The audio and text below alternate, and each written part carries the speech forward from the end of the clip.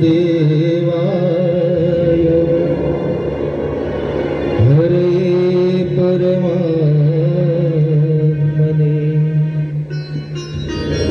प्रणतक्लेशनाशाय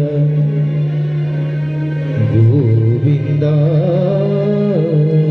नमो नमः।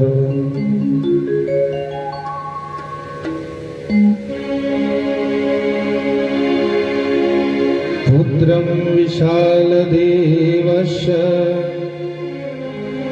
नित्यमुक्तिप्रदायकं मलनीपरमानन्दं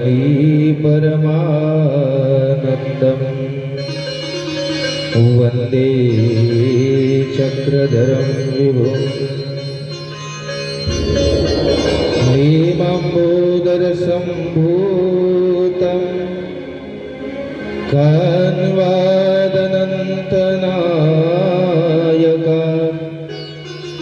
प्रभुं नमामि गोविन्दं जीवाविद्याविभञ्जकम् जीवाविद्याविभञ्जकम्।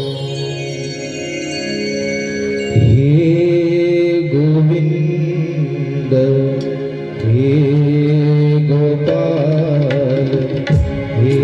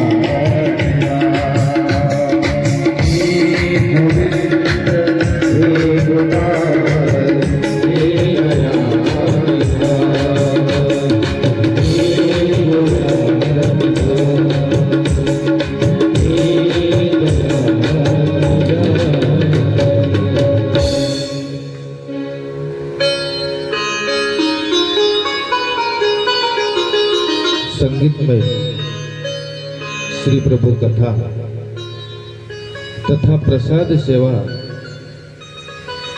निरोपण सोहळा दिवस चौथा। बघता बघता 3 दिवस निघून गेले आणि आजचा हा चौथा दिवस।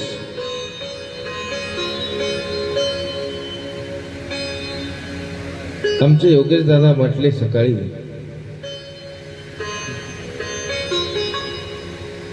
बाबा आपल्या या छोटेखाने कथेला राजे महाराजे लोक भरपूर येऊन गेले। म्हटलं योगेश दादा त्यांचं प्रेम आहे, कारण या विज्ञान युगामध्ये धावपळीच्या युगात कोणाकडे वेळ आहे विचार करा थोडासा, कोणाकडेच वेळ नाही। बरेच लोक पंक्तीसाठी द्रव्यदान देऊन मोकळे होतील, वेळ नाही देऊ शकत। मुकुंद बाबावरचं प्रेम आहे, आमच्यावरचं प्रेम आहे, म्हणून ही मंडळी खऱ्या अर्थानं प्रेमापोटी इथपर्यंत उन्हात आणत आलेली आहे। आज चौथ्या दिवशी ज्यांचं आगमन या ठिकाणी झालेलं आहे, ज्यांच्या आगमनाने ही पवित्र अशी माती आणि या मातीला खऱ्या अर्थानं चंदनाचा सुगंध आलेला आहे, असे माझे परमस्नेही आदरणीय श्रद्धेय परमपूजनीय प्रातस्मरणीय महंत श्री बांबाज बाबाजी महानुभाव श्री क्षेत्र जाळीचा देव बाबांसाठी एकदा आपण सर्वांनी जोरदार टाळ्या वाजवायच्या। त्याचबरोबर पहिल्या दिवशी ज्यांच्या नावाचा उल्लेख या ठिकाणी आपण अनुभवला, एक मूर्ती त्रय भागा, आमच्या स्मृतीस्थळामध्ये त्याचं सुंदर असं उदाहरण बघायला भेटतं। त्याच स्मृतीला अनुसरून आदरणीय महंत श्री मुकुंदराज बाबा, आदरणीय महंत श्री आमचे परमस्नेही मधुकर दादा धाराशिवकर मनूर, हे दोघेही खऱ्या अर्थानं नितांत प्रेम करतात आणि सदैव कुठल्याही धर्म कार्यामध्ये सदैव ज्यांची खंबीरपणे साथ असते कुठल्याही कार्यात, असे परमस्नेही मधुकर दादा। त्याचबरोबर आदरणीय महंत श्री गोंदव्यास बाबा, आदरणीय महंत श्री विश्वनाथ बाबा, आदरणीय परमस्नेही प्रसाद सेवा ज्यांच्या मुखातून आपण श्रवण करत आहोत आणि अगदी सुंदर अशी प्रसाद सेवा मलाही खऱ्या अर्थानं तुमच्यासोबत ऐकायला मिळते आहे, असे श्याम शास्त्रीजी विराट आपल्याला सर्वांना वेळेचं बंधन आणि वेळेत बांधून ठेवणारे असे माझे परमस्नेही अशोकराज दादाजी बाळापूरकर, योगेश दादा कपाटे, अमरदादा, अर्जुन दादा, पद्माकर मोरे, त्याचबरोबर या ठिकाणी आमची बरीचशी संत मंडळी आहे, सर्वांच्याच नावाचा उल्लेख व्हावा। तपस्विनी मंडळी देखील सातत्यानं सेवेमध्ये खऱ्या अर्थानं कार्यक्रम म्हटला की अनेक प्रकारच्या सेवा पार पाडाव्या लागत असतात। आदरणीय परमपूजनीय तपस्विनी उषाताई नांदेडकर,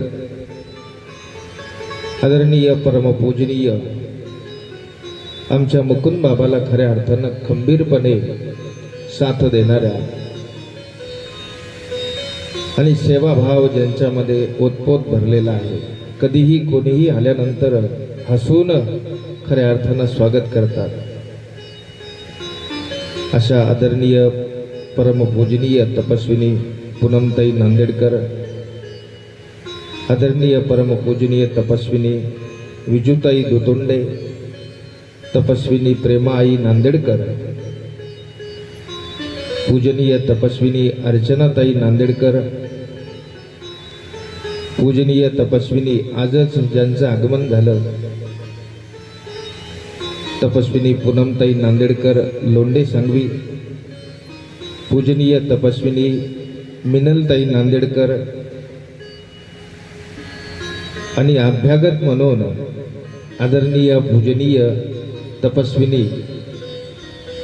आमच्या गुरुआई आहेत. मला वाटते मध्ये झोपल्यात का? डोकं दुखतंय? बरं.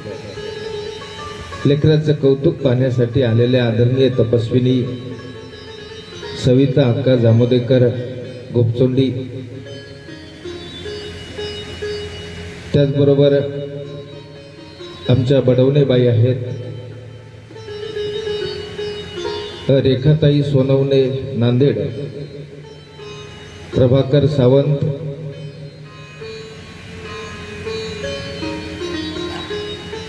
सुवर्णा बडवणे, आमची बरीचशी सद्भक्त मंडळी या ठिकाणी उपस्थित आहे.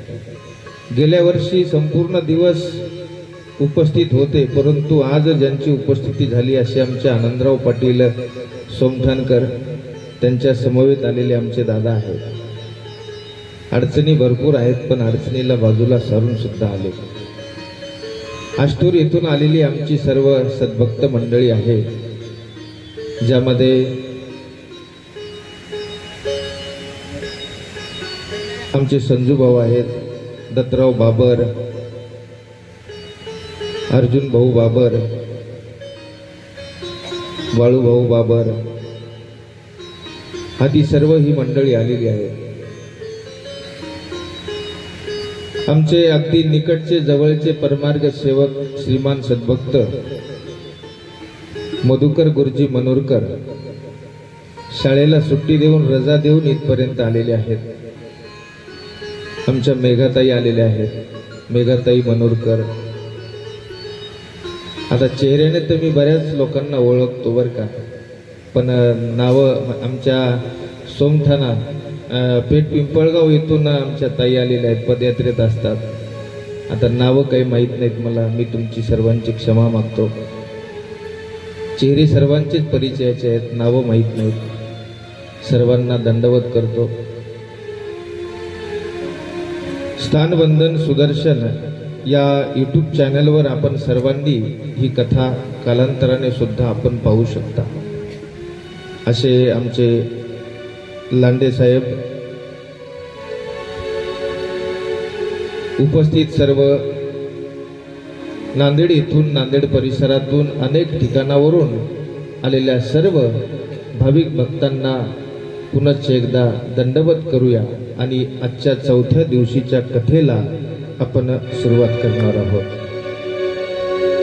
जगी एकच तो दयावंत, जगी एकच ते दयावंत, माझे श्री प्रभू भगवंत, माझे श्री प्रभू भगवंत. जगी एकच ते दयावंत, जगी एकच ते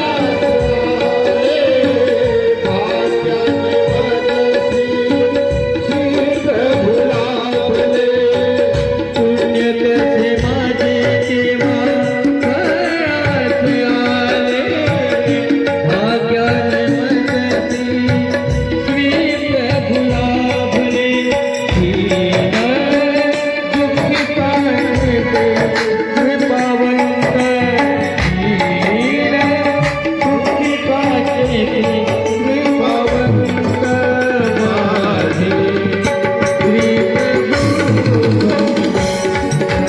माझे श्री प्रभू भगवंत माझे श्री प्रभू भगवंत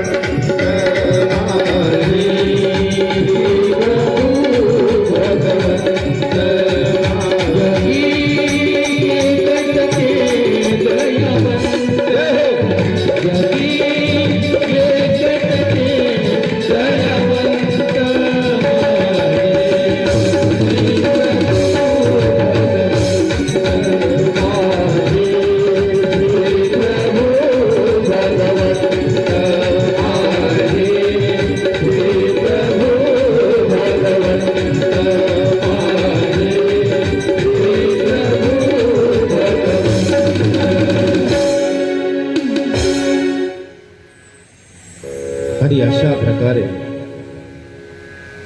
निर्गुण निराकार पूर्ण परब्रह्म परमेश्वर अवतार त्या भगवान श्री गोविंद प्रभू महाराजांचे आपण लीळा श्रवण करतो आहोत. काल सांगता सांगता आपल्याला सर्वज्ञ श्री चक्रधर भगवंताची लीळा काल सांगत होतो आणि सांगण्याच्या ओघामध्ये जसं संहार प्रकरण तुम्हाला माझ्या देवाने निरूपण केलं, ही सुरेगाव गळणी मितली लीळा असावी बहुतेक. शंभव गळणी तिथला तो प्रसंग आहे. परंतु सांगत असताना तुम्हाला विचारलं होतं की बाबा संसरणा अगोदर संहार का सांगितला? कोण आलं त्याचं उत्तर घेऊन? काही शोध लावला का आपण? कारण अगोदर रचना झाली म्हणजे संसरण मग संहार, पण अगोदर संहार मग रचना असं का?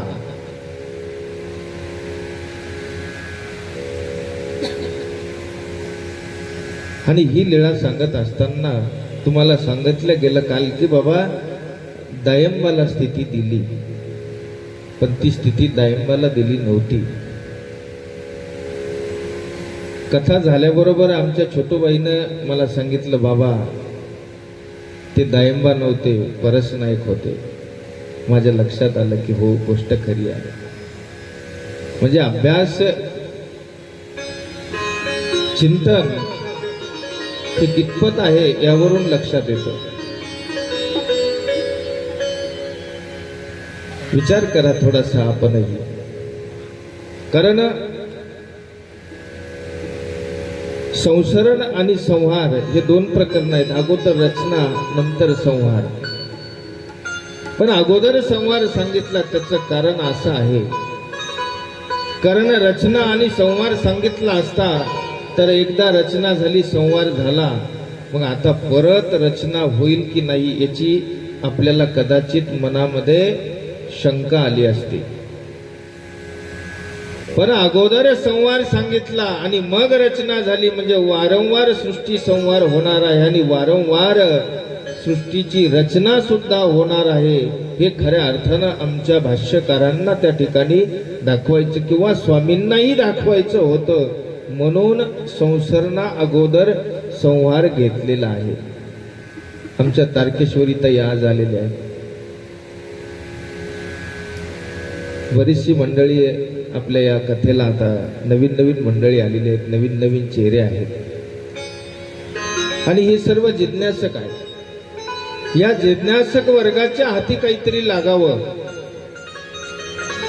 लक्षात घ्या. कारण आपल्याला उन्हा तानामध्ये तितक्या दूरवरून आपण इथपर्यंत येता आणि आल्यानंतर आपल्याला खऱ्या अर्थानं काहीतरी त्याचा बोध झाला पाहिजे.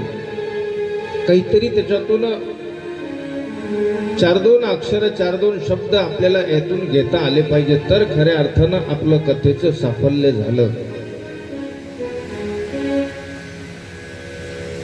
काल त्या लीळा श्रवण करत असताना बघितलं की बाबा हो, खऱ्या अर्थानं माझ्या देवाने श्री चक्रधर भगवंताने गोविंद प्रभू बाबांनी अवतार वेगळे जरी असतील तर जीवाच्या उद्धारासाठीच अवतार घेतलेला आहे. जीवाच्या उद्धारासाठीच खऱ्या अर्थानं अवतार या ठिकाणी घेतलेला आहे, लक्षात घ्या. मग जीवोद्धरणाचं कार्य करत असताना सगळ्यात अगोदर तुमच्या मनातलं जे काही मन आहे ते भगवंतांनी निर्मळ करायचं ठरवलं. त्या काळची परिस्थिती तुम्हाला सांगितली की आपण कल्पनाही करू शकत नाही. त्या काळची परिस्थिती, भेदाभेद वर्णावर्ण मानणारा वर्ग त्या काळचा. गोविंद प्रभू बाबांनी त्या परिस्थितीला छेद देऊन आपलं अस्तित्व निर्माण केलं. मातंगाचा लाडू आमच्या स्वामींनी खाल्ला, हेही काल आपण अनुभवलं, काल बघितलं. आजच्या काळात ते सोपं नव्हतं, नाही आहे, पण हे खऱ्या अर्थानं ईश्वराने करून दाखवलं. त्या रुद्धपूरमध्ये श्री गोविंद प्रभू महाराज आता अशा नाना प्रकारच्या खेळ क्रीडा करतायत. भगवान गोपाल कृष्ण भगवंतांनी गवळणींशी खेळ क्रीडा केल्या, आपल्याला सर्वांना माहिती आहे. एखादी गवळण बाजाराला जायची, दही दूध विकायला जायची, भगवंत फोड्या करायचे, कधी तिचा माठ फोडायचे, कधी घरामध्ये जाऊन तिचं दही दूध चोरून खायचे. ह्या लीळा तुम्हाला माहिती आहे. पण माझ्या गोविंद प्रभू बाबांनी सुद्धा या गवळणींसोबत खेळ क्रीडा केलेला आहे. खेडवरून, दाभेरीवरून इतर आजूबाजूच्या गावातल्या गवळणी रुद्धपूर मध्ये विकण्यासाठी यायच्या. त्या काळामधलं रुद्धपूर हे सर्वात मोठं शहर होतं, ध्यानात ठेवा, सर्वात मोठं. कारण शहर कधी गणलं जातं की अनेक बाजारपेठा ज्या गावामध्ये राहतात त्याला शहर म्हटलं जातं. तिथे प्रत्येक हटवट वेगळी आहे. सोन्याची बाजारपेठ वेगळी आहे, कपड्याची बाजारपेठ वेगळी आहे, जो भाजीपाला विकतो त्याची बाजारपेठ वेगळी आहे, दही दूध विकणाऱ्याची बाजारपेठ वेगळी आहे. अशा प्रत्येक बाजारपेठी त्या रुद्धपूर मध्ये होत्या. संध्याकाळचाही बाजार भरायचा आणि दुपारचाही बाजार त्या रुद्धपूर मध्ये भरायचा. आणि या गवळणी दही दूध विकण्यासाठी श्री गोविंद प्रभू बाबांपासून लपून दुसऱ्या रस्त्याने मार्गाने या रुद्धपूर मध्ये त्या हटवटीमध्ये यायच्या. आता काहींना देव कळाला ना, देव काय आहे, श्री प्रभू बाबा काय आहेत, राहुळ काय आहेत, ज्यांना कळालं त्यांच्या जीवनाचं सोनं झालं. ध्यानात ठेवा, सोनं. आता गवळणी रुद्धपूर मध्ये आल्यानंतर देवाच्या हातून चुकतील का हो? तो सर्वज्ञ. कितीही आडव्या रस्त्याने जरी तुम्ही गेलात तरी देव त्या गवळणींच्या अगोदर त्या ठिकाणी जाऊन हजर व्हायचे. मग एखादी गवळण आहे, ती गवळण गोविंद प्रभू बाबांना चाखू देत नव्हती, दही दूध खाऊ देत नसायची. ध्यानात ठेवा, दही दूध. आणि बाकीच्या गवळणी स्वाधीन करून टाकायच्या. दह्याचं, दुधाचं जे काही मडकं असेल ते गोविंद प्रभू बाबांच्या स्वाधीन करायच्या. दिवसभर विकणारं दही दूध अर्ध्या तासामध्ये विकून गवळणी आनंदानं परत जायच्या, आनंदानं. पण ज्या गवळणीनं माझ्या देवाला गोविंद प्रभू बाबांना दही दूध खाऊ दिलं नाही, ती दिवसभर फिरायची. या गल्लीमध्ये त्या गल्लीमध्ये सगळीकडे फिरायची, पण तिचं दही दूध काही विकल्या जात नसायचं. मग तिची मैत्रीण असणारी किंवा जवळची कोणी असणारी सांगायची तिला, अगं वेडे, तू राहुळांना दही दूध चाखू दिलं नाही ना, त्यामुळं तुझं दही दूध विकत नाहीये. दह्याचं पार आता पाणी झालेलं आहे. डोक्यावर दही घेतलं, आता रस्त्याने चालताना हलून हलून हलून ते ताक होण्याची वेळ आली, पण दही काही विकत नव्हतं. आणि तिच्याही लक्षात आलं, बाबा सगळ्यांचं दही दूध विकलं, माझं एकटीचं किंवा तिच्यासारखी दुसरी कोणी आहे, आमच्या दोघी तिघीच विकलं नाही. मग आता बाकीच्यांनी सांगितलं, तू जा राहुळांना क्षमा माग, आणि राहुळ जर चाकती तर निश्चित तुझं दही दूध विकल्या जाईल. त्या गवळणी गोविंद प्रभू बाबांकडे यायच्या. आणि गोविंद प्रभू बाबांकडे आल्यानंतर गोविंद प्रभू बाबांना विनंती करायच्या. गोविंद प्रभू बाबा मग नंतर ते दही दूध चाखायचे. लक्षात घ्या, या गवळणींपेक्षाही नंतर त्या गवळणींना अधिक लाभ व्हायचा चरित्रकार सांगतात. कशामुळे? कारण पश्चाताप झाला या गवळणींना. एखादी गोष्ट तुमच्या हातून होणं याला चूक म्हटल्या जात नाही, हा गुन्हा नाहीये. माणूस हा चुकीचा पुतळा आहे. तुम्ही आम्ही सर्व चुकीचे आहोत. कदाचित तुमच्याकडून, माझ्याकडून, यांच्याकडून, सर्वांकडून चूक होऊ शकते. पण झालेल्या चुकीवर जर खऱ्या अर्थानं आपल्याला प्रायश्चित्त नसेल, दुःख नसेल, तर तो निश्चितपणानं गुन्हा आहे, गुन्हा. म्हणून तर देव सांगतात, बाई क्रियेशी अनुताप पुरश्चरण. वेळ हातात आहे. एखाद्याबद्दल जर कदाचित मनामध्ये कोणाबद्दल गुणदोष घेऊन मन दुखवला असेल, तर त्याला सगळ्यात मोठा औषध आणि सगळ्यात मोठा उपाय प्रायश्चित्त. जा, त्याच्यापर्यंत जा, मन मोकळं करा, हलकं करा. नाहीतर हे ओझ घेऊन तुम्हाला आम्हाला जावं लागेल. ध्यानात ठेवा, ते ओझ इथलं इथं सोडून द्या. यांना अधिक लाभ झाला. कशामुळे? की त्यांना चूक लक्षात आली. बाबा श्री प्रभू बाबांना आपण त्या ठिकाणी विरोध केला, तो करायला नव्हता पाहिजे. मनातून दुःख उत्पन्न झालं, अधिक लाभ झाला. हे मन तुम्हाला खऱ्या अर्थानं ईश्वराला समर्पित करता आलं पाहिजे. मन हा मोगरा आहे.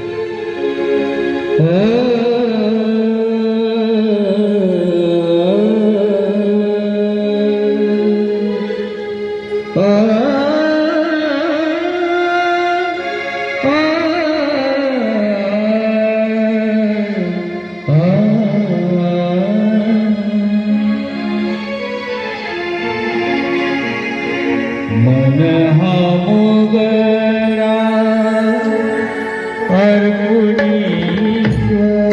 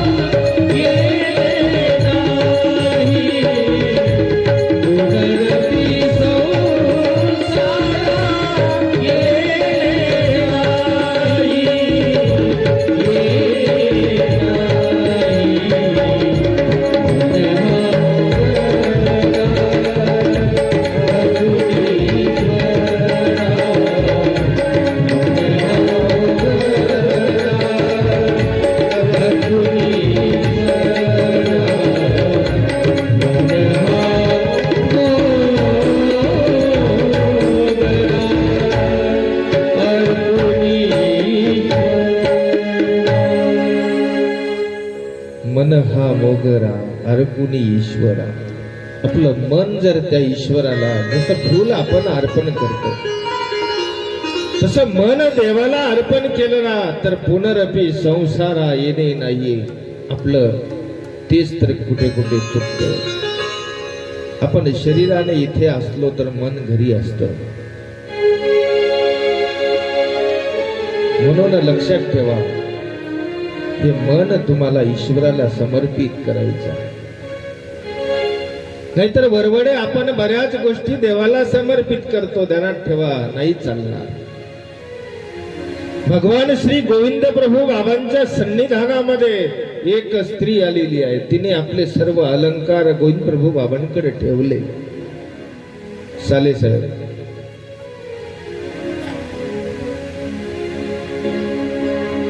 युद्धाचा प्रसंग आहे. दोन गावामध्ये भांडण लागलं. काही लोकांनी जमिनीत पुरून ठेवलं. काही लोकांकडे कपाट असतील त्या काळातले, जसे त्या कपाटात ठेवले. एका बाईकडे काहीच नाही ना, कुठे ठेवावं. आता ते जर गावात घुसले तर सगळे अलंकार घेऊन जातील, कुठे ठेवावं. तिने श्री गोविंद प्रभू बाबांच्या जवळ ठेवले. राहुळो, हे अलंकार सांभाळा. गोविंद प्रभू बाबांकडे दिले. त्यांनी स्वतः ठेवून घेतले. गोविंद प्रभू बाबांनी आता युद्ध तर फार मोठं, लोकांनी काठ्या घेतल्यात, काही कुऱ्हाडी घेतल्या, तलवारी जे काय असतील ते आपापसामध्ये आता दोन गावाचं भांडण लागलं. खेड आणि रुद्धपूरचं भांडण लागलेलं आहे. आणि अशा अवस्थेमध्ये आता मारामाऱ्या होणार, काही रक्तपात होणार. कौरव पांडवांचं ही भांडणच लागलं होतं ना. भगवान गोपाल कृष्ण शांतीदूत होऊन गेले. ते देवाला गोपाल कृष्ण भगवंताला नाही जमलं. ध्यानात ठेवा, युद्ध नाही थांबवता आलं. या ठिकाणी आता युद्धाला दोन्ही पार्ट्या जबर आहे. आता गावाचं भांडण म्हटल्यावर कोण कमी आहे हो? कोणाकडे ताकदीची कमी आहे का? शस्त्राची अस्त्राची कमतरता आहे? काहीच कमी नाहीये.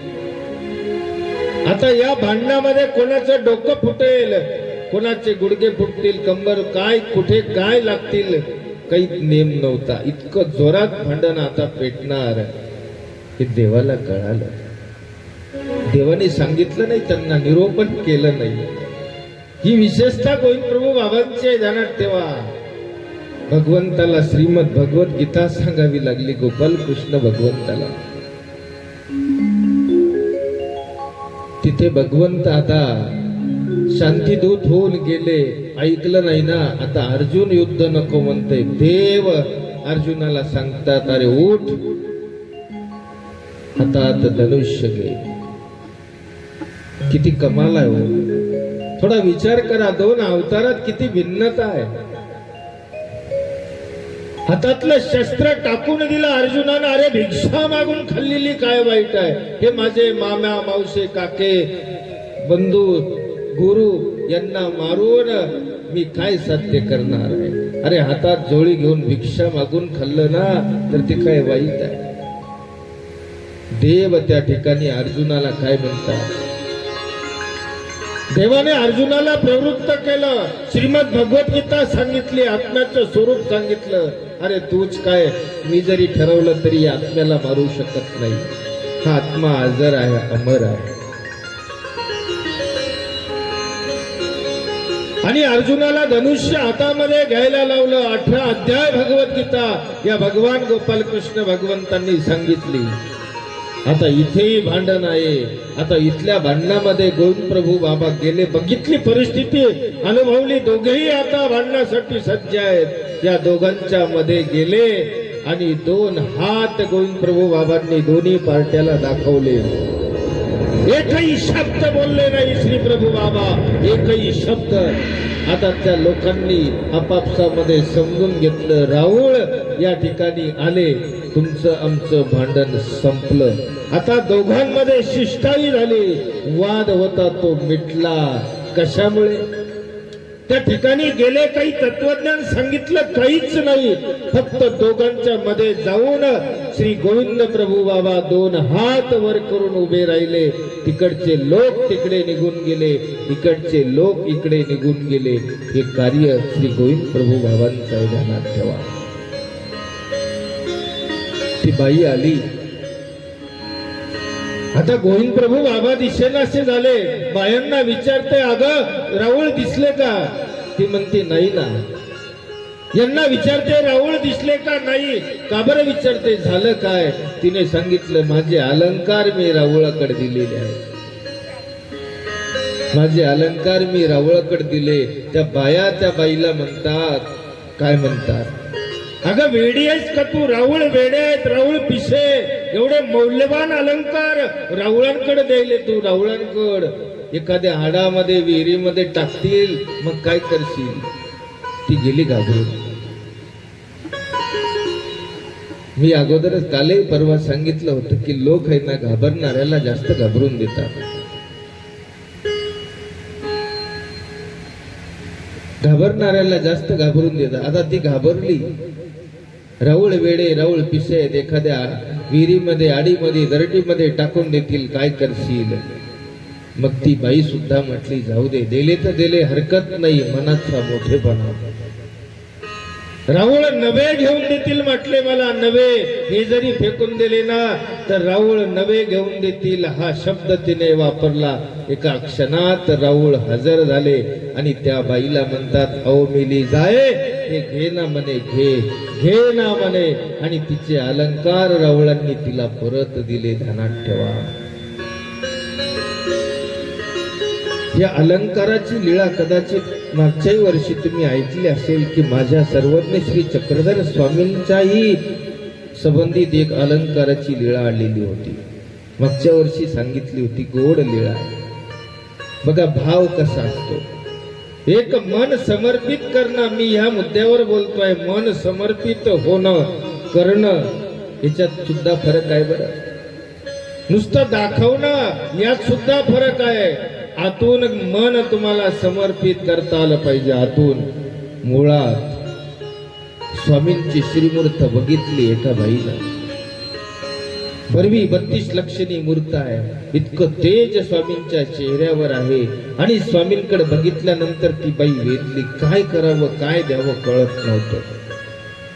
आणि त्या आनंदाच्या भरामध्ये आपल्या अंगातले सर्व अलंकार त्या बाईनं काढले आणि हातात घेतले. स्वामींच्या गळ्यामध्ये एक एक अलंकार, स्वामींच्या हातामध्ये एक एक अलंकार. जिथला अलंकार तिथे त्या बाईनं स्वामींच्या अवयवामध्ये घातला. अंगठी असेल तर कदाचित बोटातली काढून स्वामींच्या बोटात घातली. एखादा कडा असेल सोन्याचं, आपल्या हातातून काढून स्वामींच्या हातामध्ये घातलं. काही हार स्वामींच्या गळ्यात घातले. तिला आनंद वाटत होता. आनंदाच्या भरामध्ये समर्पित झालेली आहे. देवाने सुद्धा खऱ्या अर्थानं तिच्या त्या अलंकाराचा स्वीकार केला.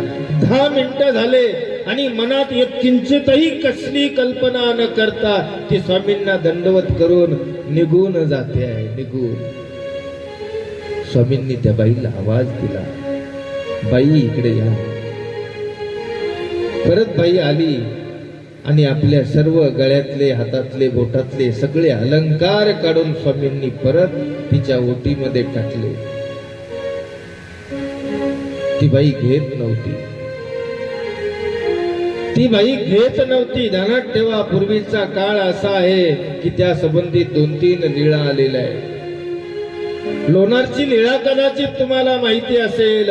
अचलपूरची धानाईसा. आज आपली ही धानाईसा आहे छोटी,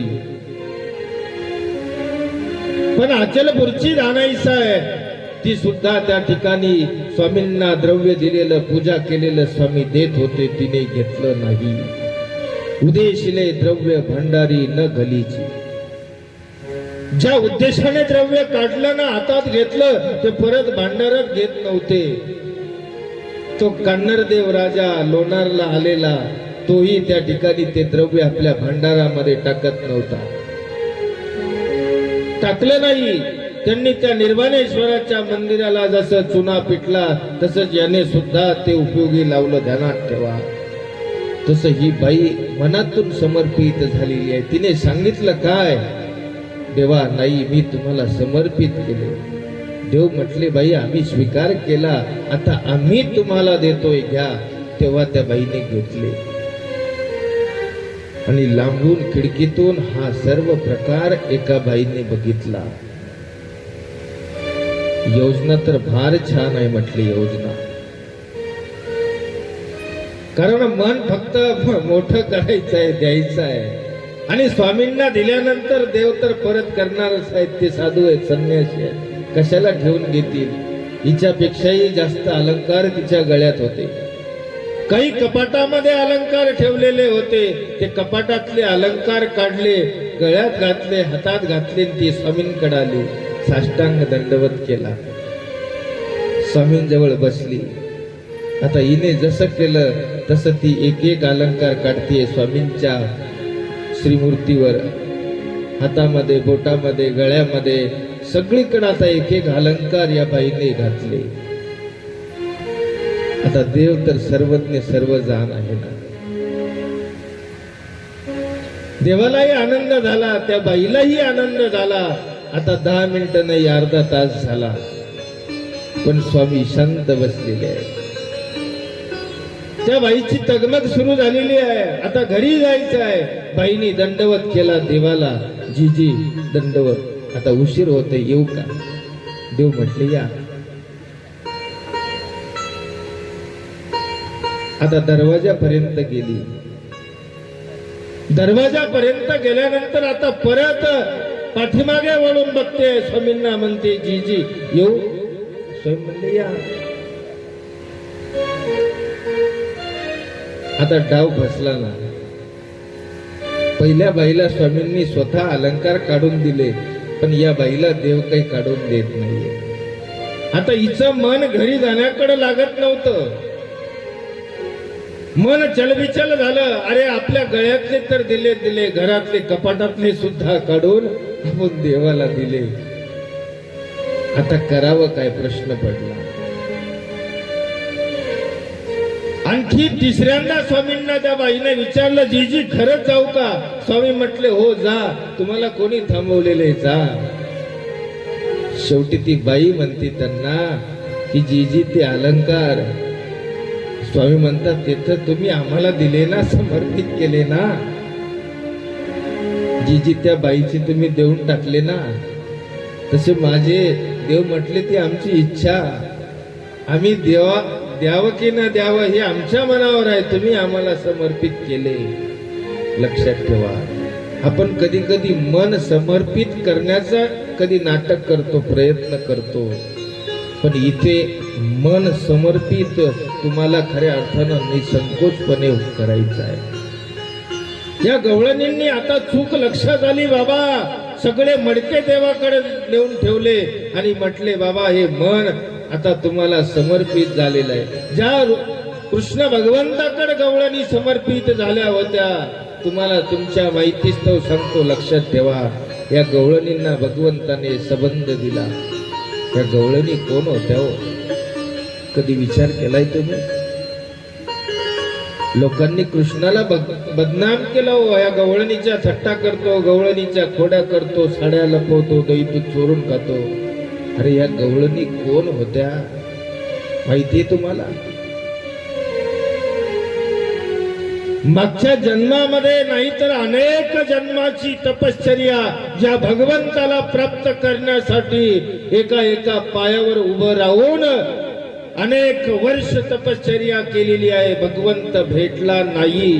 ते साधक, ऋषी मुनी, संत, तपस्वी हे खऱ्या अर्थानं त्या गोकुळामध्ये भगवंताच्या सन्निधानात गवळणी म्हणून जन्माला आल्या. तेव्हा भगवंताचं दर्शन आणि संबंध त्यांना भेटलेला आहे, विसरू नका. देव कोणालाही भेटतो का हो? कोणालाही सहजासहजी प्राप्त होईल म्हणून लक्षात घ्या, बोलण्या अगोदर अनेक वेळा त्याच्यावर विचार करा, ध्यानात ठेवा. मन तुम्हाला समर्पित करायचं आहे. असं गोविंद प्रभू बाबांनी सुद्धा त्या बाईंनी मनात कल्पना केल्याबरोबर श्री गोविंद प्रभू बाबा त्या ठिकाणी एका क्षणामध्ये हजर झाले आणि त्या बाईंना सगळं घेतलेलं जे काही अलंकार होते ते देऊन टाकले. आता ती बाई सुद्धा प्रसन्न झाली. राऊळ माय राऊळ बाप म्हणायला लागली, माझे श्री प्रभू भगवंत, माझे श्री प्रभू भगवंत, माझे श्री प्रभू भगवंत. गती एकटते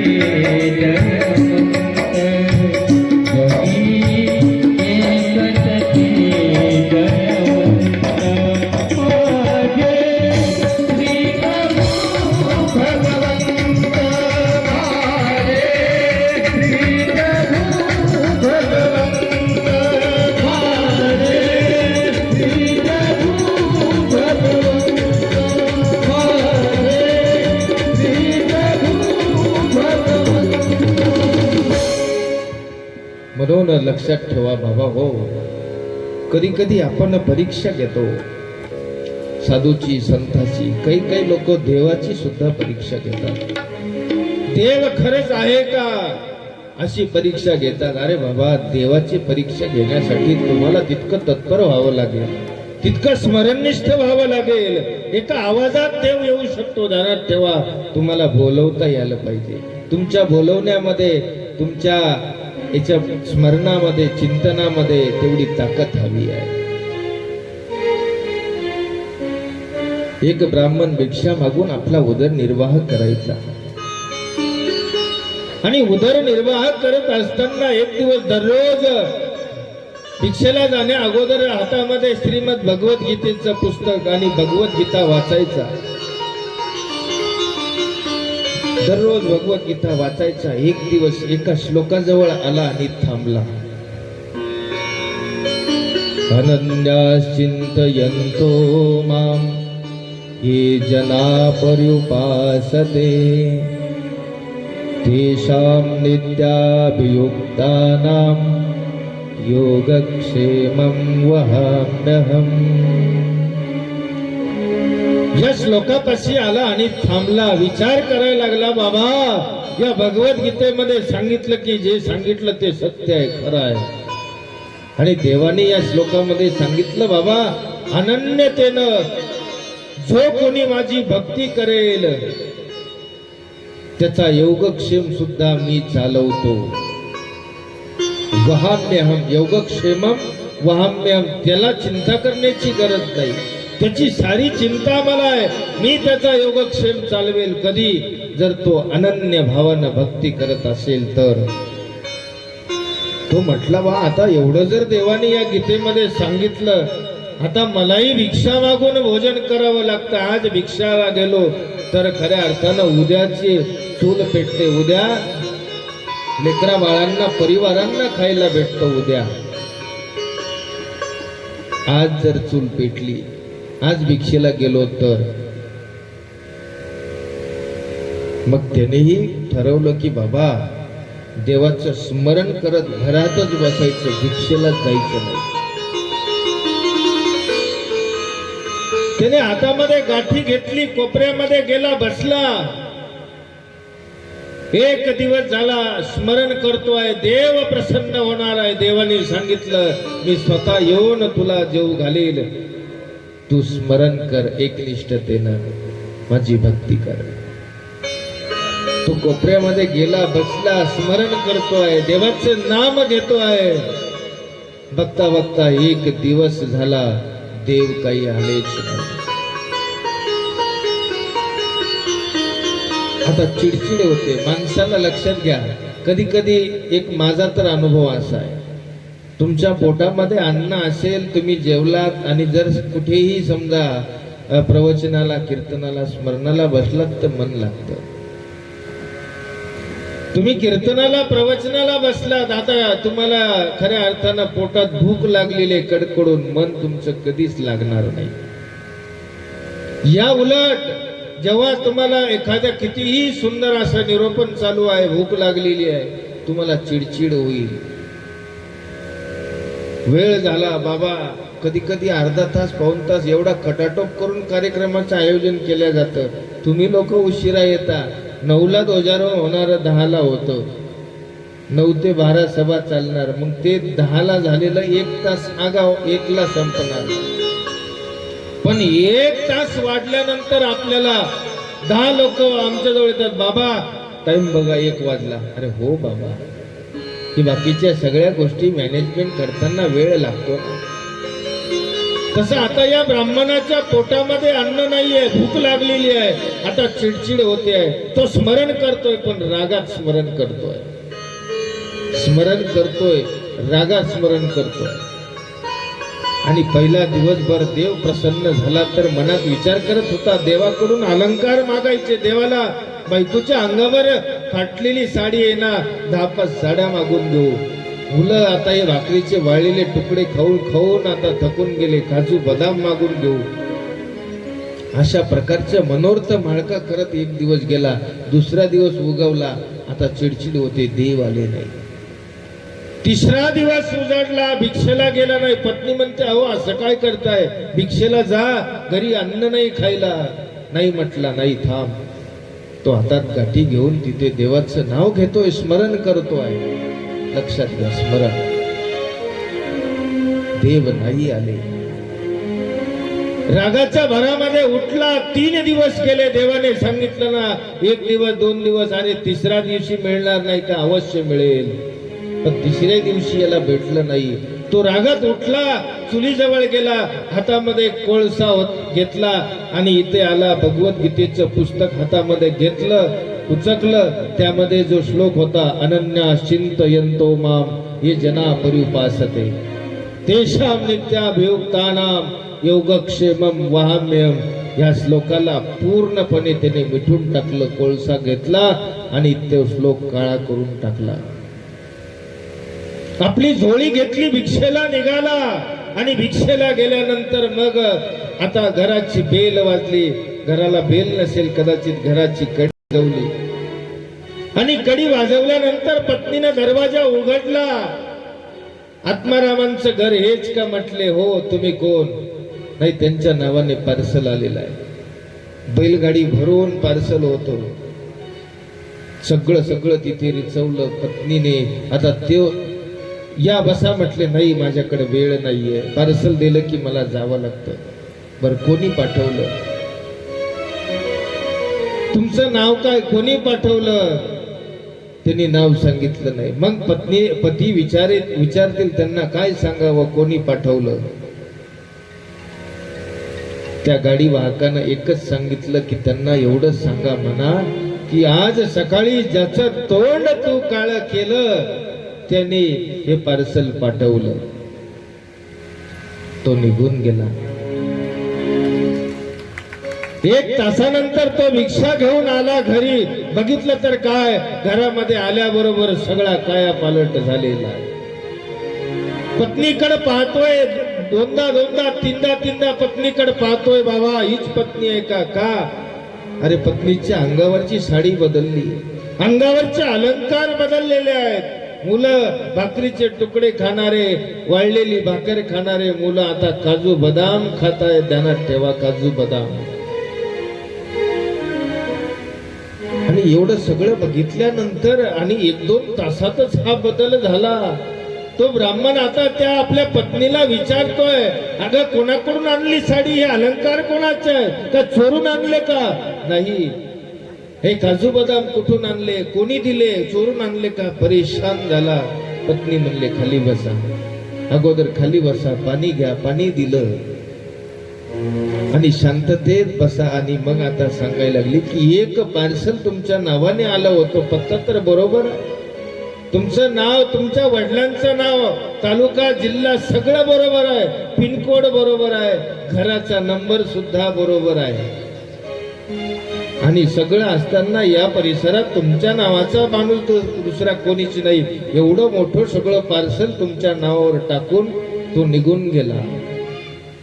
हा ब्राह्मण परेशान झाला की बाबा विचार करू लागला, कोणी नाव काय सांगितलं त्याने, काहीतरी नाव असेल ना पाठवणाऱ्याचं, कोणी पाठवलं. पत्नीने सांगितलं एकच.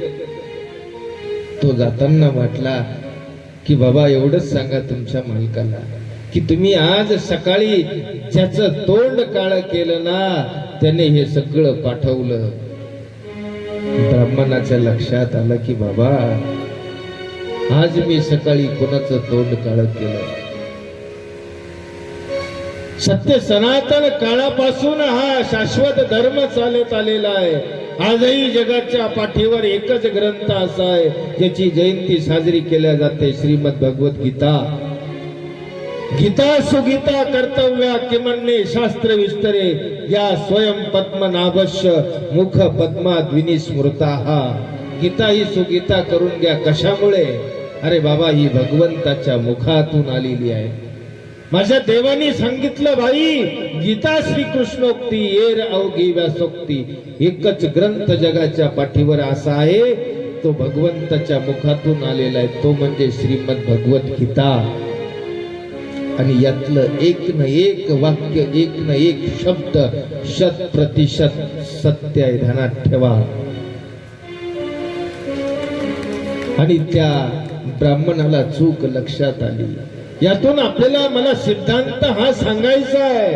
अरे देवाची परीक्षा घेणाऱ्याला देवानं उपाशी ठेवलं नाही. त्याने तर काय मागितलं हो? काजू बदाम मागितले, साड्या मागितल्या, धन दौलत मागितली, देवाने दिली. अरे देव प्रसन्न झालाय, तुम्हाला देव प्रसन्न होतो आहे, देव विचारतो आहे देवाला काय मागितलं पाहिजे हो. हाही कधी विचार तुम्ही आपल्या जीवनामध्ये करा. परमेश्वर प्रसन्न झाले या जीवे काही विषय व्यवहार मागावा. अरे परमेश्वर प्रसन्न झाले या जीवे परमेश्वराचे प्रेम मागावे, ते तुम्हाला मागता आलं पाहिजे. म्हणून लक्षात घ्या महत्वाचा सिद्धांत की बाबा परीक्षा कुठल्याही पद्धतीने बघू नका. नाहीतर देवाकडे सांकडं घेऊन यायचं, देवावर आपलं जे काय असेल ते ओझं टाकायचं. आपला नवस पूर्ण झाला तर चांगलं, नाही झाला तर मग कसला देव आणि कसला धर्म नाही.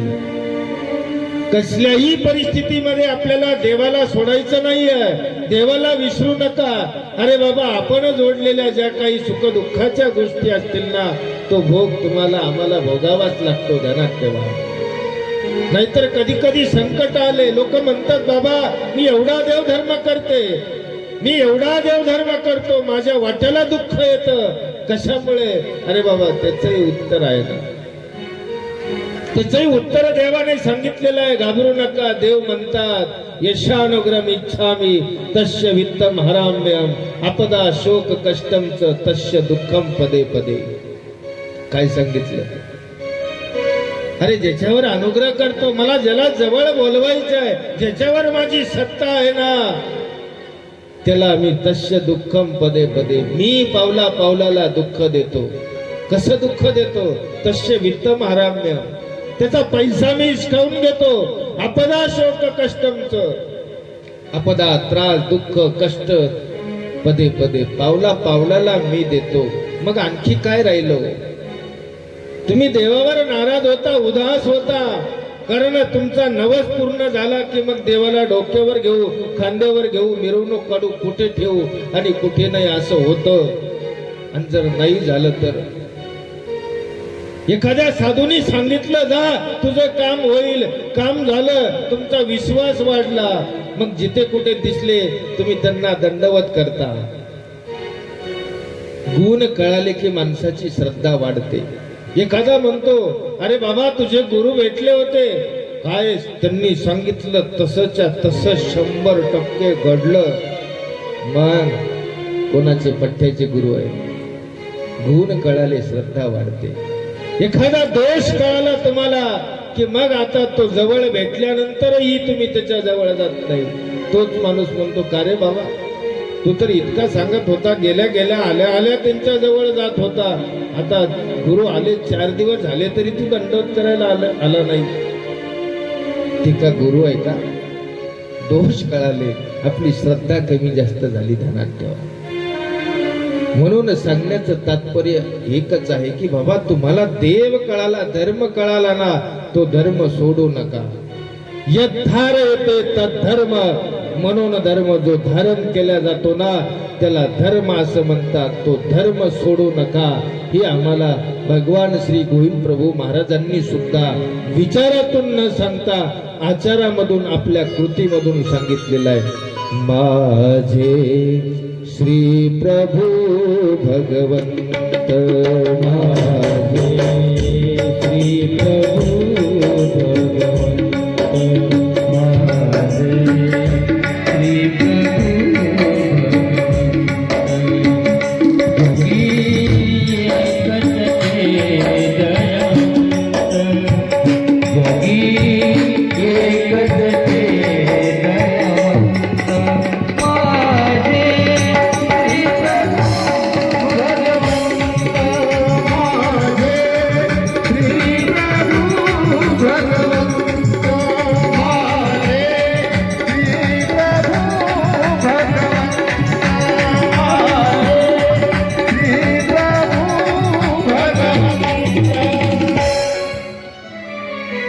अशा ह्या गोविंद प्रभू बाबांच्या लीळा आहेत. एक एक लीळा अवर्णनीय भगवंताची लीळा आहे. त्या रुद्धपूर मध्ये राहत असताना बघा अशा अनेक लीळा या ठिकाणी आपल्याला अनुभवता येतात. अनेक लीळा की त्या गोविंद प्रभू बाबांचा आठव एखाद्याने करावा आणि एका क्षणामध्ये गोविंद प्रभू बाबा हजर व्हायचे.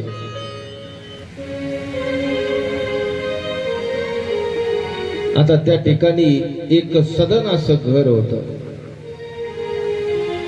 घरामध्ये अनेक प्रकारचे ढोरं वासरं होते, गायी होत्या, म्हशी होत्या, गुरं होते, बैल होते, सगळं सगळं समाधान होतं. गाईचं म्हशीचं कितीतरी दूध निघायचं. त्या घरातून दही व्हायचं, तूप व्हायचं, लोणी व्हायचं. अशा कितीतरी घागरी भरून बाहेर विकायला जायचं. पण घरातली सासू मात्र इतकी गमतीची होती. आता दररोज संध्याकाळी जेवायला बसल्यानंतर घरामध्ये सगळं काही मुबलक आहे, मुबलक. मग आता जेवायला बसल्यानंतर आता घरच्या मंडळीला खऱ्या अर्थानं भरपूर जे लागेल ते काही मुभा सवलत द्यायला पाहिजे की नाही हो. चाव्या सासूंच्या हातात, दया दुधाचं सुद्धा सासूच्या हातामध्ये होतं. संध्याकाळी जेवायला बसल्यावरती सासू साय आपल्या ताटामध्ये, दूध आपल्या ताटामध्ये घ्यायची आणि ताक आणि भाकर या सुनांना वाढायची. असं चालतं का? पर किती दिवस चालणार आहे हो तुमचं बी? तुम्ही आता कोणी असं करत असेल तर या लीळेतून बोध घ्या. घरी गेल्यावर बघा, नाहीतर मग आता सुना बी ऐकायला आहेत बरं. इथं काही सासा बी आहेत तर काही सुना सुद्धा आहेत ऐकायला. मग असं व्हायचं. पण बिचाऱ्या नवीन होत्या, त्यांचं काय चालणार हो. आजही आमच्या या सुनांचं सासा पुढं काही चालत नाही. चालतं का? ती दूध साय आपली सासू मस्त ताटामध्ये घ्यायची, काला करायची, खायची आणि सुनांना ताक वाढायची. या सुना मनातल्या मनात विचार करतायत, कारण त्यांनी ख्याती ऐकलेली आहे रावळांची, गोविंद प्रभू बाबांची. बाया बायामध्ये चर्चा व्हायची. काय अरे बाबा, मनात जर गोविंद प्रभू बाबांचा आठव केला तर गोविंद प्रभू बाबा एका क्षणात हजर होतात. हे एकमेकांमध्ये सांगायचे. मग त्या बायांनाही वाटलं बा, राऊळ माय राऊळ बाप म्हणतात. मी तर कधी बघितलं नाही राऊळांना, अनुभवलं नाही राऊळांना. पण आता त्या दोघींमध्ये कुजबूज झाली. बघना, सासू दूध खाते आणि आपल्याला ताक वाढते. ती तिच्या जवळ म्हणते, राऊळांना बोलव ना, राऊळांना बोलवा.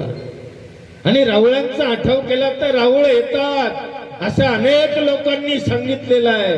मग आता त्या दोघींनी मनाभावातून रावळांना पाचारण केलं. मनात विचार करताय, राऊळ जर या ठिकाणी आले असते तर आम्हाला दूध वाढलं असतं.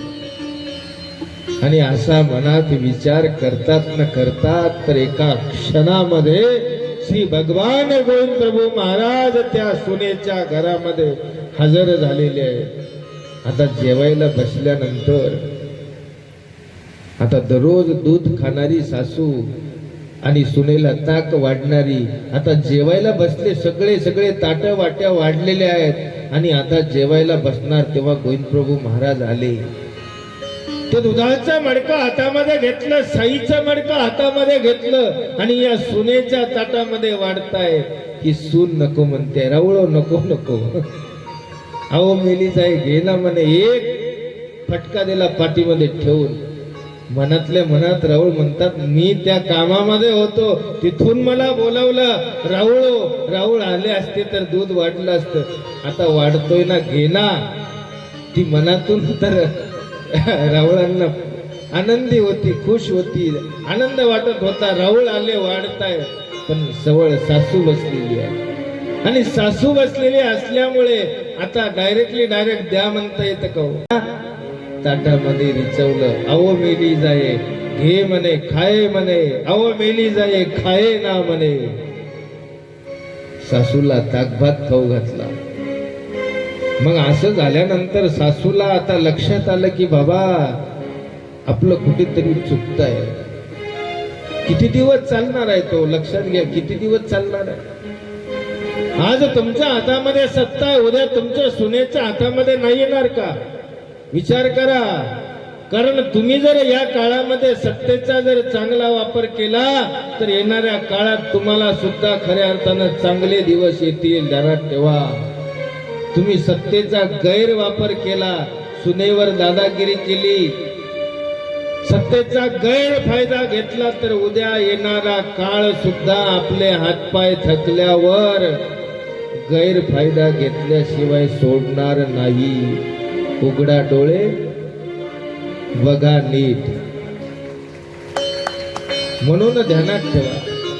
नाहीतर कधी कधी अहंकारामध्ये आपण जातो, अभिमानामध्ये जातो. ध्यानात ठेवा. आपल्याकडं कधी कधी कोणाला पैशाचा गर्व असतो,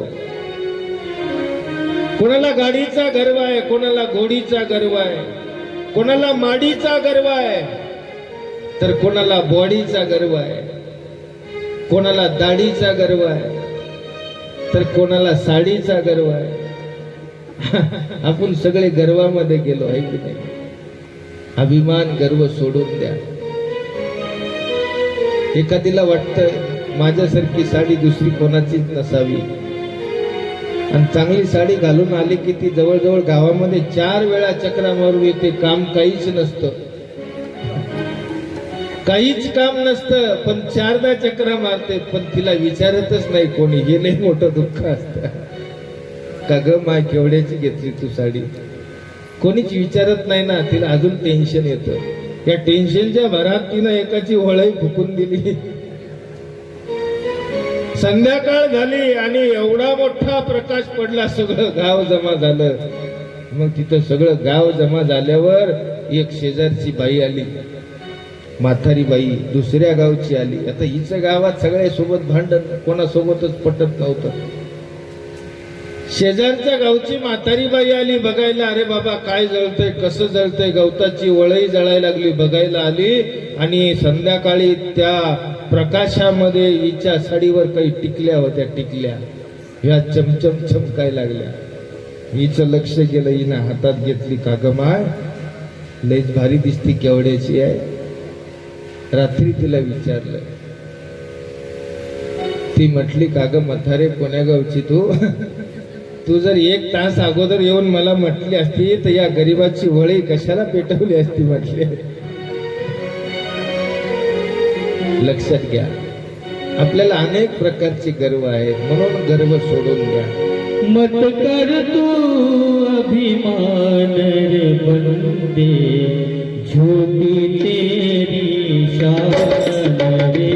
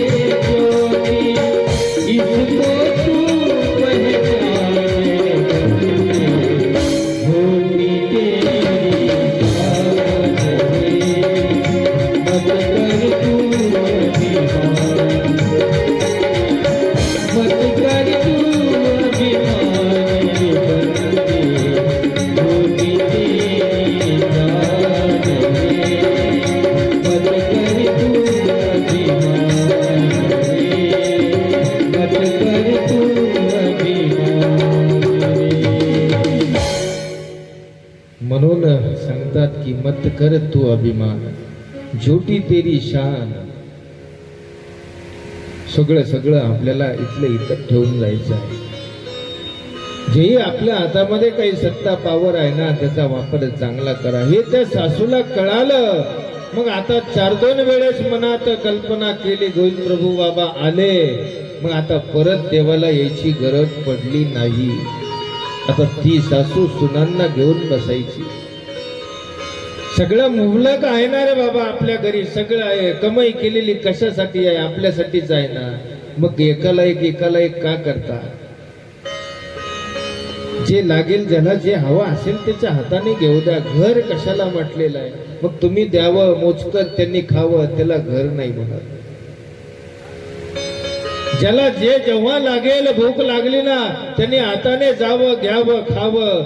अशी परिस्थिती त्या घरामध्ये निर्माण झाली. आता त्या सुना अंतकरणात प्रसन्न झाल्या. आता त्यांनाही खऱ्या अर्थानं आनंद वाटला. तो आनंद खऱ्या अर्थानं त्या रुद्रपूर मधल्या सगळ्यांना आनंद यायचा. अशा अनेक लीळा आपल्याला या ठिकाणी अनुभवता येतात. एखाद्याने गोविंद प्रभू बाबांना हाक मारावी, राहुळो हा हंडा भरून मज आणून द्या. देव हंडा भरून आणताय. या भांड्याला हात लावा म्हटले. देवा आंघोळीला बसल्यानंतर एखादी काही साबण विसरली किंवा काही विसरलं तर गोविंद प्रभू बाबांना त्या ठिकाणी आवाज द्यायचे. गोविंद प्रभू बाबा यायचे. निर्गुण निराकार कशामुळे म्हटलेलं गोविंद प्रभू बाबांना कधी विचार केलाय का तुम्ही? कशामुळे? एक बाई आंघोळीला बसलेली आहे. तिच्या घरामध्ये कोणी नाहीये, कोणीच नाही. एकटी बाई आहे, आंघोळ करती आहे. आणि आंघोळीला बसल्यावर आता कदाचित महिना झाला असेल. आता कोणी एकटी बाई म्हटल्यानंतर किंवा आम्हालाही कधी कधी 1-2 महिन्याला कोणतरी एखादी बाई येते, बाबा पाठ घासू का? मग आता आपण जर म्हटलं किंवा योगायोग आंघोळ करताना ती बाई आली, तिने पाठ घासून दिली तर ठीक. नाहीतर 1-2 महिन्याला असं वाटतं मनामध्ये, आपण आपल्याच हाताने कधी कधी घासतो, मळ झालेला असतो. त्या बाईला वाटलं पाठीवर मळ झालेला आहे आणि घरी कोणीच नाही, एकटी बाई आहे, काय करावं? अशा वेळेला तिने काय केलं? मनामध्ये स्मरण केलं कोणाचं? श्री प्रभू बाबांचं. राऊळ जर आले असते तर माझी पाठ घासून दिली असती. ध्यानात ठेवा. एका क्षणामध्ये राऊळ त्या बाईच्या घरी हजर झाले. हातामध्ये दगड घेतला, एक तांब्या त्या बाईच्या पाठीवर टाकला आणि पाठ घासायला लागलेली आहे. ध्यानात ठेवा, त्या बाईची पाठ. काय भाग्यवान बाई आहे! अरे भगवंताचा स्पर्श त्या बाईच्या पाठीला झालेला आहे. हातामध्ये दगड घेऊन श्री प्रभू बाबा त्या बाईची पाठ घासताय. तिला आनंद होतोय. त्या बाईला जगाचा नियंता परमेश्वर त्या बाईच्या घरी येऊन पाठ घासतोय. बराच वेळ झाला स्थितीच्या सुखामध्ये आनंदात मग्न आहे. पाठ घासून झाली तरी सुद्धा ती बाई बस झालो म्हणून म्हणत नव्हती. तिला आनंद येत होता. देवाचा स्पर्श येतो, आनंद येत होता. बस झालं, बस करा म्हणतच नव्हती. आता गोविंद प्रभू बाबांनी तो दगड हातात घेतलेला पाठ घासणारा दगडाने परत हात उगारला आणि जोरात पाठीमध्ये मारला. अहो मेली जाय, बस करा. हे गोविंद प्रभू बाबा आहे. मला यातून हे सांगायचं आहे, बाबा निर्गुण निराकार आहे. जगाच्या इतिहासामध्ये अशी लीळा किंवा अशी घटना तुम्हाला ऐकायला नाही भेटणार. ध्यानात ठेवा की एक बाई आंघोळीला बसल्यावर कोणाचं तरी एखाद्याचं स्मरण करते आणि म्हणते की बाबा कोणीच नाही घरी तर त्यांना बोलवावं नाही का? तर ते राऊळ राऊळ बाप आहे. त्या गोविंद प्रभू बाबामध्ये लोकांना आता मायबाप दिसायला लागलेले आहे. ध्यानात ठेवा. म्हणून ती बाई तर त्यावेळेला हे करते आहे. याही पलीकडे जाऊन लक्षात घ्या, गोविंद प्रभू बाबांच्या अगणित न कळणाऱ्या लीळा कशा आहेत. ध्यानात ठेवा. पाठ तर घासली तो देवाने त्या बाईची. पण एक बाई, तिच्या घरी मालक आणि ती बाई दोघच आहेत, दुसरी बाई नाही घरामध्ये, दोघच आहेत. आणि अशा अवस्थेमध्ये आता त्या बाईचं बाळंतपण करायचं आहे, बाळंतपण. आता बाळंतपण म्हटल्यानंतर नणंद येत असते, लक्षात ठेवा, ती मदतीला येत असते, हिला तर कोणीच नाहीये. शेजारचीला विचारलं, ती म्हणते मला कापूस वेचायचा, माझ्याकडे टाइम नाहीये. तिच्या पलीकडच्या घरचीला विचारलं, ती म्हटली बाबा मला गावाला जायचंय, माझ्याकडे टाइम नाहीये. आता काय करावं, कोणाला विचारावं, कोणाला बोलावं? त्या बाईने मनात काय कल्पना केली, राऊळ जर आले तर राऊळ माझं बाळंतपण करतील, सुयेर करवणे, लक्षात ठेवा. आणि असं म्हटल्याबरोबर राऊळ हजर झाले. 15 दिवस राऊळ त्या बाईची सेवा करतायत, लक्षात घ्या. 15 दिवस. जेव्हा जेव्हा गरज पडली, मनात विचार केला, तेव्हा तेव्हा राऊळ त्या ठिकाणी यायचे, त्या बाईची सेवा करायचे. आणि शेवटच्या क्षणाला सुद्धा श्री गोविंद प्रभू बाबांनी त्या बाईचं बाळंतपण केलं. ध्यानात ठेवा, ही श्री गोविंद प्रभू महाराज जगाला कळाले पाहिजे, ध्यानात ठेवा. लोकांना आपण गोविंद प्रभू बाबांकडे बघताना एकच ठरवलंय डोक्यामध्ये की राऊळ वेडे, राऊळ पिसे. अरे माईम भट्टांनी सुद्धा, एवढा विद्वान असलेला माईम भट्ट, जेव्हा स्वामींची पहिली भेट झाली त्यावेळेला श्री गोविंद प्रभू बाबांचा अवतार, अरे जा त्यांचं सेवा दास्य करा म्हटले, तुमचा उद्धार होईल. ते दास्य मोचक कोणाचं? गोविंद प्रभू बाबांचं. तेव्हा काय म्हटले माईम भट्ट? ती वेडी पिशी मूर्त आहे. विद्वान लोकांनीच खऱ्या अर्थानं देवाला ओळखलं नव्हतं, विद्वानांनी. पण सर्वसामान्य जे लोक आहेत ना, भोळे भाबडे लोक आहेत ना, देव त्यांचा असतो. ती वेडी पिशी मूर्त आहे म्हटले. अरे दास्य कवना सांगण्याची नाही, तर दास्य कवनाचे करावे, हे माईम भट्टांनी प्रतिप्रश्न केला. दास्य सांगत नाही. अरे तुम्हाला दास्यही करता आलं पाहिजे, दास्य करता आलं पाहिजे, नाही का? काही गोष्टी सांगून करायच्या असतात, काही गोष्टी न सांगताही तुम्हाला खूप प्रकारच्या सेवा आहेत, त्या सेवा करता येतात. भट्ट मादाईचा रुद्रपूरला गोविंद प्रभू बाबांच्या सन्निधानामध्ये आलेले आहेत. आणि सन्निधानामध्ये आल्यानंतर सेवा करते मादाईचा. ज्या रस्त्यानं श्री प्रभू बाबा गेले, ते रस्ते झाडून स्वच्छपणे सडा संमार्जन टाकून रंगमाळिका भरती आहे मादाईचा. ही सेवा नाहीये. गोविंद प्रभू बाबांचं काही पोट दुखत होतं, त्यावेळेला मादाईचा एका ताव्यावर आपला हात शेकते आहे, शेगडीवर हात शेकते आहे आणि त्या पोटावर ठेवते आहे. थोडस बरं वाटायचं, अहो मेली जाय, येथे दुखते येथे बने, ही सेवा आहे. गोविंद प्रभू बाबांना धिरडे आरोग्याचं सांगितलं. मादाईसानं विनंती केली, देवा आज विहरणाला जाऊ नका, फिरायला जाऊ नका, मी धिरडे करेन. मादाईसा धिरडे करण्यासाठी त्या ठिकाणी तयारीला लागली. गोविंद प्रभू बाबा फिरायला गेले नाही, थांबले. धिरडे करीन म्हणे धिरडे. मादाईसानं धिरडे केले, आणलं, ताट वाढलं. गोविंद प्रभू बाबा आनंदी होते, हातामध्ये घेतलं, खाऊ लागले. गोविंद प्रभू बाबा म्हटले, अहो मेली जाय, धिरडे आणि म्हणे धिरडे, हे धिरडे नाही. आता काय करावं? मादाईसा म्हणते, आमच्या वराड प्रांतामध्ये तिकडे यालाच धिरडे म्हणतात. नाही, धिरडे आण म्हटले, धिरडे.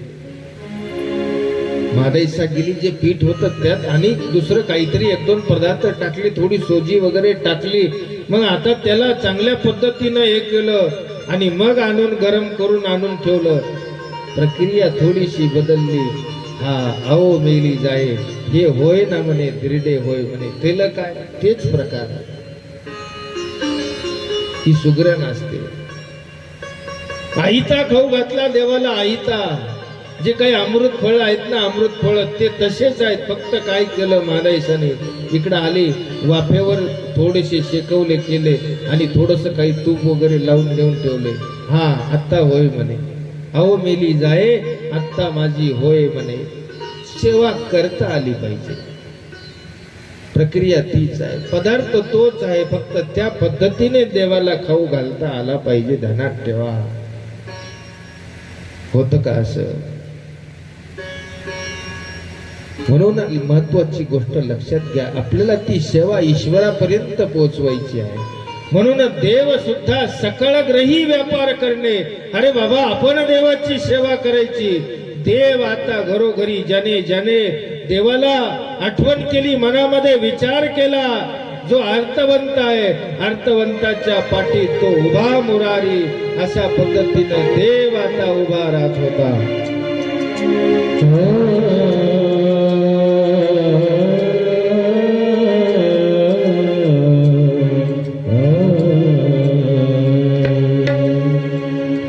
अर्थवंता पाठी उभा तो मुरारी.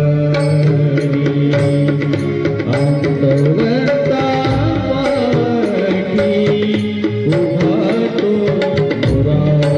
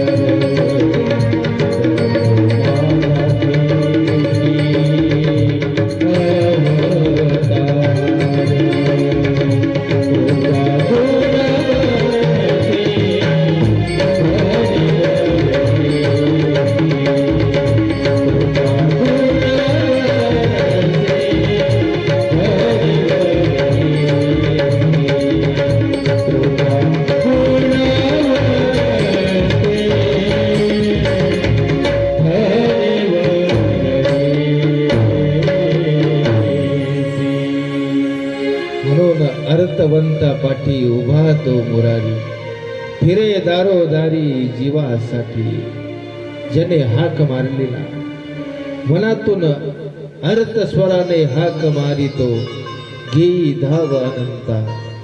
अर्थस्वर पाहिजे आपल्याला, आणि त्या अर्थतेनं आपल्याला देवाला जर खऱ्या अर्थानं हाक मारता आली तर देव येतो, निश्चितपणानं येतो, ध्यानात ठेवा. म्हणून त्या रुद्धपुरामध्ये आता देव घरोघरी नाना प्रकारच्या क्रीडा करताय. आजही आपण रुद्धपूरला गेल्यानंतर घराघरामध्ये माझ्या देवाच्या पदस्पर्शाने पवित्र झालेले स्थान आपण वंदन करतो. तिथे वेगळ्या वेगळ्या लीळा भगवंताने केलेल्या आहेत. मग असं नाहीये, काल तुम्हाला मी सांगितलं बाबा, या ठिकाणी कोण कसलाही असू द्या हो, मनातून हाक मारली ना, तो कुठल्याही जातीचा का असेना, कुठल्याही धर्माचा का असेना, देवाचं नाव देवाचा आठव केला ना, देव त्याच्या घरी जायचे. श्री गोविंद प्रभू बाबा एक दिवस या तिकव नायकाला, खऱ्या अर्थानं केशव नायक, तिकव नायक हे जे काही तिथले महाजन मंडळी आहेत ना, यांच्या मनातला विकल्प जात नव्हता. मनातला विकल्प जात नव्हता. एक दिवस आता ज्या तिकव नायकांच्या घरी, आता तिकोपाध्यांच्याही घरी आता खूप मोठा कार्यक्रम आयोजित केलेला आहे. वर्ष श्राद्धाचा कार्यक्रम आहे. सगळ्यांना निमंत्रण दिलेले आहेत. आणि त्या दिवशी गोविंद प्रभू महाराज कुठे गेले माहिती आहे? मी सांगितलं की रुद्धपूर खूप मोठं गाव आहे, सगळेच दुकानं होते, सगळी बाजारपेठ होती. त्या दिवशी गोविंद प्रभू महाराज एका खाटकाच्या दुकानावर गेले. खाटकाच्या दुकानावर तिथे काय असतं, आणि आता हे महाजन मंडळी बघितलं, लांबून बघितलं गोविंद प्रभू बाबांना, तिथे ते काही जे काही मांस असतं त्याच्या सोबत खेळ क्रीडा करतायत. कमी तराजू मध्ये इकडे ठेवलं तिकडे, जिथे कमी तिकडे इकडचा भाग तिकडे, तिकडचा भाग इकडे. 1 तासभर त्या ठिकाणी खेळ केला त्या खाटकाच्या दुकानात गोविंद प्रभू बाबांनी. हात भरून गेलेले आहेत सगळे गोविंद प्रभू बाबांचे. आता हे बघितलं तिकोपाध्यांनी, आता गोविंद प्रभू बाबा जर आता घरी कार्यक्रम आहे, इथं सगळे हात भरून घेतलेले आहेत, निश्चितपणानं येऊन माझ्याच रांजणामध्ये धुतील. धावत पळत निघाले तिकोपाध्य. कशासाठी? बाबा तिथं राखण राहावं म्हणून, तिथे राखण राहावं, गोविंद प्रभू बाबा येतील. आणि धावत पळत गेले आणि बघतो तर काय, त्यांच्याही अगोदर गोविंद प्रभू महाराज त्या रांजणामध्ये हात धुत आहेत. रांजणात कळाला का देव? कळाला. मग त्या ठिकाणी या तिकोपाध्यांच्या मनातला विकल्प निघून गेला. बाबा या राऊळ आता कसल्याही पद्धतीने कितीही तुम्ही त्या रावळांना राखण राहा, राऊळ म्हणजे न उलगडणार कोडा. पण काही लोकांना त्रास झाला. ते म्हटले आता राऊळांना करता येत नाही, प्रतिबंध करू शकत नाही का, गाव राऊळांचं आहे, राऊळ गावाचे आहेत. सगळ्यांना चमत्कार सुद्धा त्या ठिकाणी बघायला भेटले. आता राऊळांना तर आपण म्हणू शकत नाही, मग करावं काय? या सगळ्या महाजनांनी या गोर गरीबावर, मातंगावर, यांच्यावर आता अन्याय केला. अन्याय एका कडक शब्दामध्ये सांगितलं त्यांना, आता तुम्ही सगळं घरदार सोडून आता तुम्ही लांब गावाच्या बाहेर निघून जा. पर्याय नव्हता, सगळे गावाच्या बाहेर निघून गेले. गावाच्या बाहेर निघून गेले. मग आता मातंगाची संपूर्ण आळी तिकडं पलीकडे समजा आता वसली. आता अशाही परिस्थितीमध्ये आता गाव नवीन वसलं. मला सांगा, इकडं या गावामध्ये इकडं पानपोयात अनेक ठिकाणी होत्या, मातंगाची सुद्धा पानपोई काल बघितली.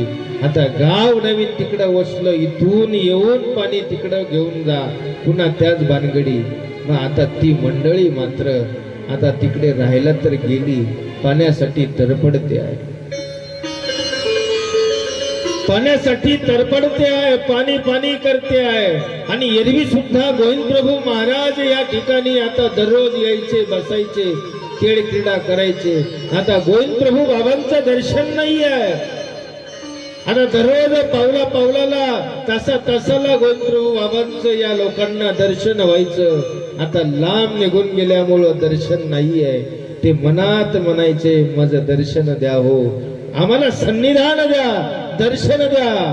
का तर यांना लळा लागलेला आहे. गोविंद प्रभू बाबांचा लळा लागलेला आहे. गोविंद प्रभू बाबांना बघितल्यावर त्यांना समाधान वाटायचं. पण आता लांब निघून गेले. मनातून देवाला प्रार्थना करतात काय, मज सन्निधान द्या हो, निज रूप दाखवा हो, मज सन्निधान द्या हो, निज रूप दाखवा हो, मज सन्निधान द्या हो.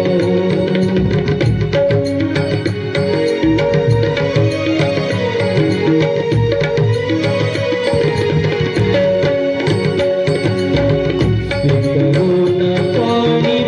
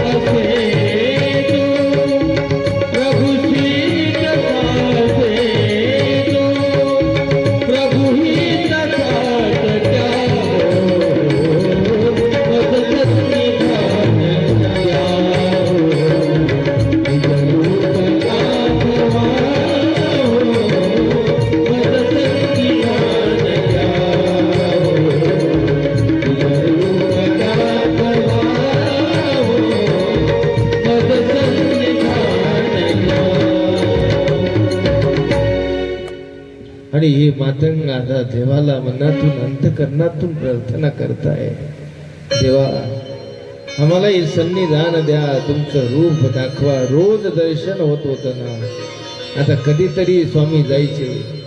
अंतकरणातून देवाला विनंती केली, बोलावलं, देव गेले त्या ठिकाणी. देवांनी विचारलं, कशाला बोलवलं रे, कशाला बोलवलं? त्यांनी सांगितलं, रावळो रावळ तुम्ही माय आहात, बाप आहात. आम्ही पाणी विना मरत असो, उन्हाळा दिवस आहे, तितक्या लांब जाऊन आम्हाला पाणी आणणं शक्य नाही आहे. आता पाण्या वांचून आमची लाई लाई होते, पाणी विना मरत असो. रावळांनी त्यांची भावना जाणली, मनातली अर्थ जाणली आणि त्या ठिकाणी राऊळ गेले. एका ठिकाणी, विशिष्ट ठिकाणी रावळांनी आपल्या पायाच्या अंगठ्यानी खोदलं थोडस आणि त्यांना सांगितलं, अहो मेली जाय, येथे खोदी म्हणे, येथे खोदी. या ठिकाणी खोदा म्हटले, या ठिकाणी तुम्हाला पाणी लागेल. प्रक्रिया सुरू झाली, प्रक्रिया सुरू झालेली आहे. त्या ठिकाणी आता खोदायला सुरुवात केली. समोरची माती बाजूला केली, थोडासा 10-20 फुटाचा खड्डा केला, पाणी लागलं. इतकं पाणी लागलं, खाली खोदताच येत नव्हतं, इतकं पाणी लागलं. अमर्याद पाणी त्या ठिकाणी लागलं. ते झरे बुजवून आणखी खोदकाम केलं खाली आणि पूर्ण ती विहीर बांधून घेतली, चिरेबंद विहीर. आता तिथले जे काही मातंग आहेत ते सुखी झाले. पाणी विण मरणारे देवानी त्यांना पाणी दिलं. इतिहासात आजही त्या परिसरातल्या किंवा त्या गावच्या लोकांना विचारा, कधी कधी अनेक वेळा असे दुष्काळ पडले, उन्हाळा इतका कडक, विहिरीचं, आडाचं, बोरचं, नदीचं पाणी आटून जायचं. मी अनुभवलं काही काही वेळेला की बाबा इतका उन्हाळा पडला. 2012-13 सालचा उन्हाळा भयंकर होता. नदी आटलेली होती, बऱ्याच विहिरी आटल्या, काही झाडं मोठमोठले वाळून गेले. असा उन्हाळा, कडक उन्हाळा पडला. त्याच्याही अगोदर मला वाटते 2002-3 साली असा एक उन्हाळा अनुभवलेला होता. कडक ऊन होतं. उन्हाळे असे बरेच येतात. कितीही उन्हाळा आला आणि कितीही नद्या आटल्या, कितीही विहिरी आटल्या, परंतु रुद्रपूरची एकमेव मातंग विहीर अशी आहे की ती आजपर्यंतच्या इतिहासात कधीच आटली नाही. ध्यानात ठेवा. टाळ्या वाजवायचा ठेका त्यांनीच घेतलाय का झोपा येऊन राहिला तुम्हाला? का तुम्हाला कळालंच नाही काही? 3-4 दिवस मग असेच गेले काय म्हणावं माझे? लक्षात घ्या, लक्षात घ्या, कारण देवाने दिलेला तो प्रसाद आहे. देवाने अर्थ जाणून त्या लोकांची, कारण देवाने दिलं ना तिथे कमतरता नसते, कधीच नाही. किती उन्हाळे येतील जातील, पण तिथलं पाणी कधी आटलं नाही ना आटणार नाही. हेच मला तुम्हाला सांगायचं आहे. म्हणून देवाला जो प्रिय आहे, देव ज्याला आवडतो, देवाचं सूत्र आहे देवाशी पडिये. किंवा काही लोक देवाला आवडतात, देव काही लोकांना आवडतो. पण देवाला आवडणारा व्यक्ती किती भाग्यवान असेल. देव तुम्हाला आवडतो, सगळ्यांना देव आवडतो, पण सगळेच देवाला नाही आवडत. देवाशी जो पडिये, देवाला जो आवडतो ना तो खरा भाग्यवान आहे. ध्यानात ठेवा. म्हणून आता उजडलं बा आमच्या मंडळीकडे. ध्यानात ठेवा, आपल्या देवाच्याही नजरेमध्ये आपण आलो पाहिजे. म्हणून ह्या गोष्टी सगळ्या विसरून जा. मी अनेक वेळा सांगतोय बाबा, या सगळ्या गोष्टी विसरून जा. देवाने सांगितलेला जगाच्या पाठीवर एकच धर्म आहे. तो कोणता धर्म आहे? खरा तो एकची धर्म, जगाला प्रेम अर्पावे. खरा तो एकची धर्म जगाला प्रेम पावे खरा तो एकची धर्म जगाला प्रेम पावे खरा तो एकची धर्म जगाला प्रेम